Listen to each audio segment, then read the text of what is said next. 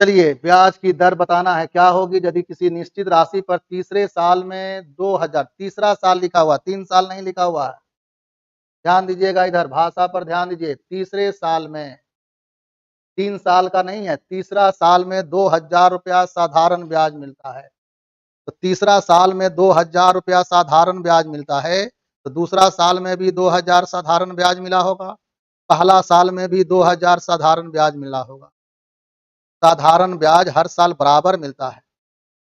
ध्यान दीजिए, तीसरे साल में 2000 रुपया साधारण ब्याज मिलता है और 2 बरस बाद चक्रवृद्धि ब्याज 4160 है। तो ध्यान से समझिए यहाँ पर, अब यहाँ 2 साल का चक्रवृद्धि ब्याज दिया है। यहाँ देख रहे हैं ना सब लोग,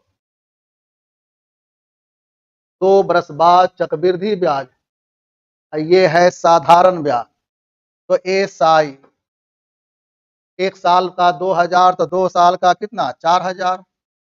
एसआई तीसरे साल में 2000 मिला है, तो हर साल 2-2000 मिला होगा, तो 2 साल में 4000। और सीआई कितना मिला है, 4160 रुपया।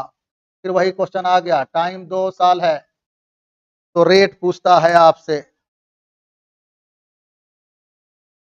तो रेट पूछता है, तो रेट तो निकालने आपको आता है। दोनों का अंतर ऊपर लिखिए, 160, हाफ ऑफ एसआई 2000 गुना 100, काट दीजिए 8%।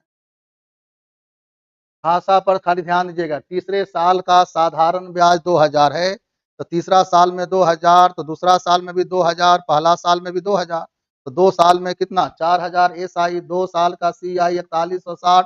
तो रेट पूछता है, रेट जो है सीआई माइनस एसआई बटा हाफ ऑफ एसआई होता है। चलिए, कोई परेशानी किसी को? कोई परेशानी नहीं है। यहीं पर ध्यान देने की बात है कि 4000 कहाँ से आया, गड़बड़ नहीं कीजिएगा।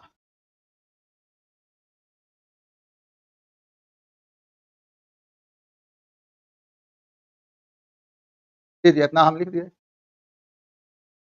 1 साल का 2000, तो 2 साल का 4000।